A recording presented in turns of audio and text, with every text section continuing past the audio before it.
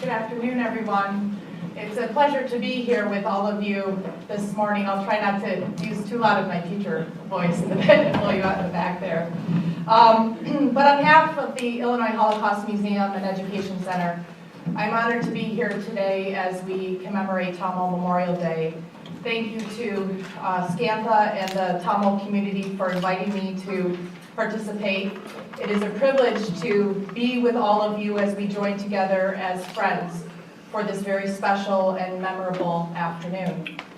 I am also here today, of course, joined in spirit by the leadership, staff, volunteers, and survivors of the Illinois Holocaust Museum, who stand with your community to remember those who lost their lives and support the survivors of this atrocity.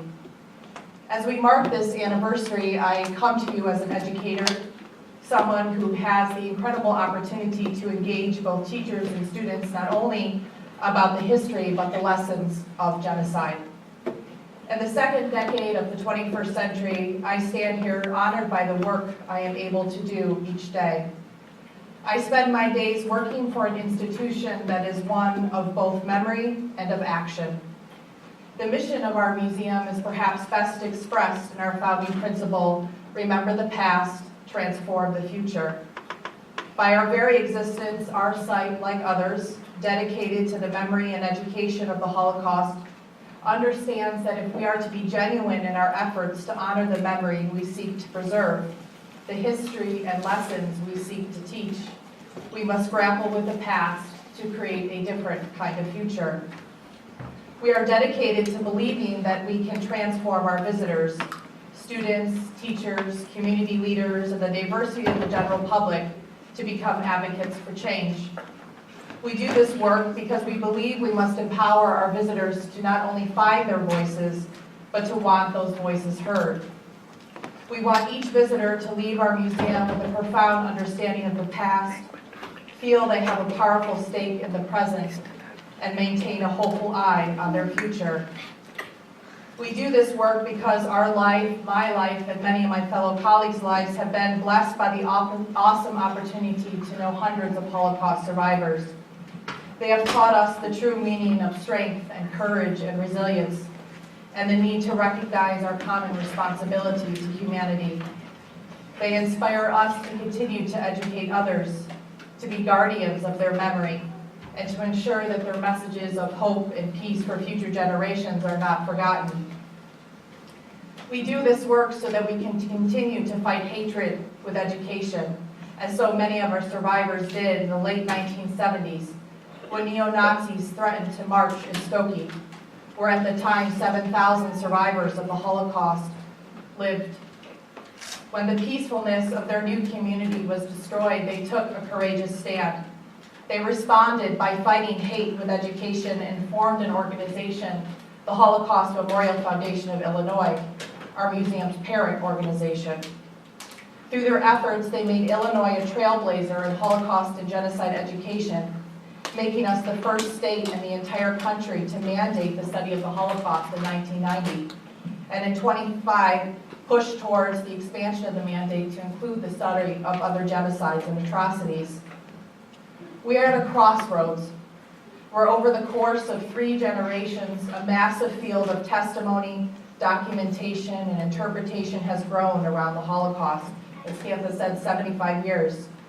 And the question is now being asked, how will this history be remembered and taught not as a static picture of the past, but as a dynamic task for our future? Let me first share with you a story of the Holocaust. Fritzi was 13. She was from Kupcharki, Czechoslovakia, where on the last day of Passover in 1944, she and her family were forced to leave their home, taken by rail car to Auschwitz-Birkenau in occupied Poland. Fritzi arrived, and one man, skinny with a shaven head and wearing a striped uniform, brushed by the children whispering in Yiddish, "You are 15. Remember, you are 15." By pretending to be older, she was spared certain death and allowed to work in a factory. Her aunt, who had arrived at the camps a few weeks before, offered Fritzi a second saving grace, trading her food to move Fritzy to her barrack and then to her bed, where every night she held Fritzy, told her that tomorrow would be better. While her aunt saved Fritzy's life, she could not save her own. Within a few weeks after Fritzy's arrival, her aunt was murdered in the gas chambers of Auschwitz. This story is just a fragment of a much longer odyssey, but it reflects a pattern so often found in many Holocaust and genocide accounts: the abject brutality of the Nazis, a brave and desperate act of kindness by people risking their own lives, the will and determination to live, and an unbelievable strength that saved one young Jewish woman during the Holocaust, who now also happens to serve as our museum's president. Of the estimated 9.5 million Jews who were alive during the period of the Holocaust, of whom 6 million were murdered, each one is a story filled with the same elements, along with their own uniquely complicated twists and turns. Fritzy's story speaks, I think, to the ultimate purpose of Holocaust and genocide and human rights education. And I would also say it is simply this: to tell the story. This should be the central vehicle to the starting point of all human rights education. Each one of the 6 million that we remember at the museum, we talk about it not as 6 million, but to remember that this 6 million is 1 plus 1 plus 1. Represents a story, a human life, albeit a life and story cut short in their own right. And about half a century from now, it is these individual stories, along with those of the survivors, that I hope are the focal point of human rights education.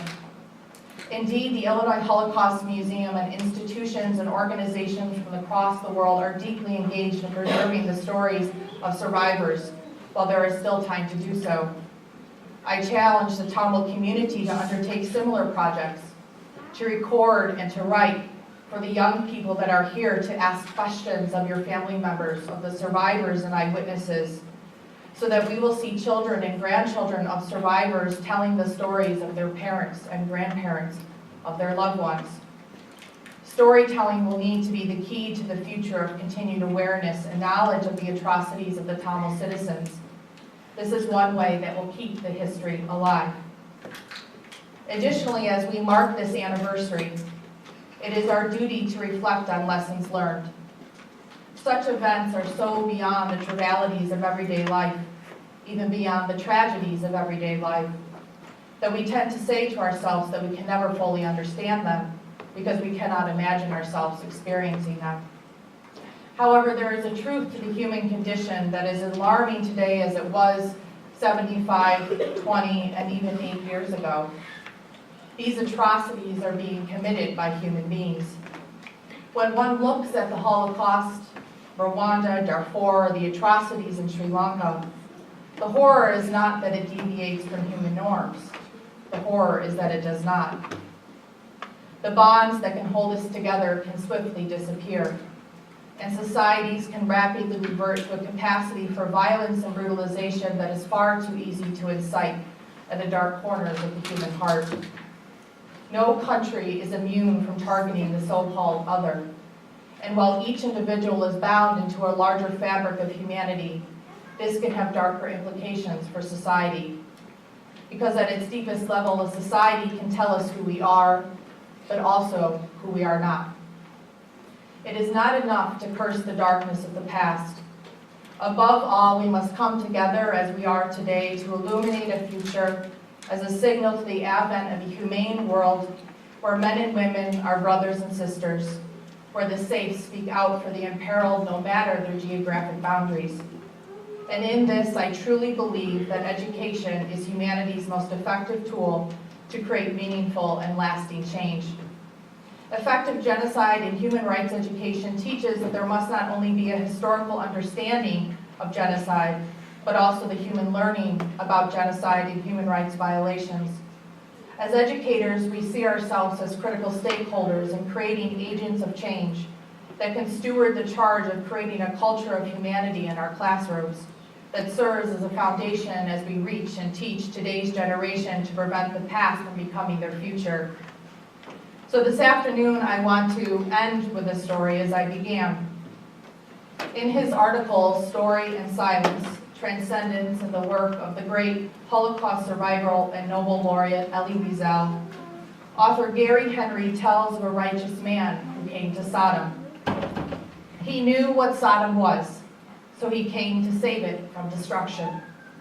He preached to the people, please do not be murderers, do not be silent, do not be indifferent. He went on preaching day after day, but no one listened. He was not discouraged. He went on preaching for years. Finally, someone asked him, why do you do that? Don't you see it is no use? He said, I know it is of no use, but I must, and I will tell you why. In the beginning, I thought I had to protest and shout in order to change them. I have given up this hope. Now I know I must scream and shout so they should not change me. So it is at this complex intersection that I stand with you today and continue to stand in the future.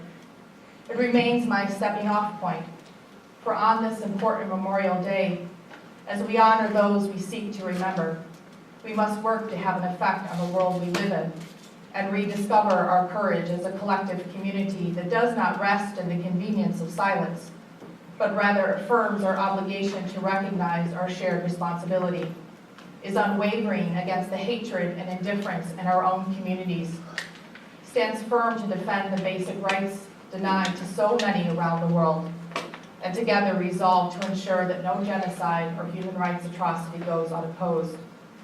May we be inspired to raise our voices, shatter the silence, to scream and shout so that the world does not change us, but rather that we, united, can look back 40 to 50 years from now, having changed and shaped a better and more peaceful world. Let us know this hope, and that this truth learned from which there is no going back. Thank you.